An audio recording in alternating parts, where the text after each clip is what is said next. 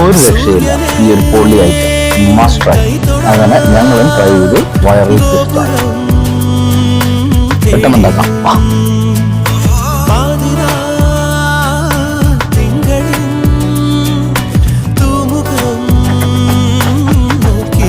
ആദ്യം തന്നെ ഒരു പാനിൽ കുറച്ച് വെളിച്ചെണ്ണ ഒഴിച്ച് അതിലേക്ക് മഞ്ഞൾപ്പൊടി, കാശ്മീരി മുളക് പൊടി, കുരുമുളക് പൊടി, ചതച്ച മുളക് പൊടിയും ചേർത്ത് നന്നായി മിക്സ് ചെയ്തതിനു ശേഷം സ്റ്റൗ ഓണാക്കി അതിലേക്ക് ചതച്ച ഉള്ളിയും വെളുത്തുള്ളിയും ഉപ്പും ചേർത്ത് ഒന്ന് സോട്ട് ചെയ്തെടുക്കും.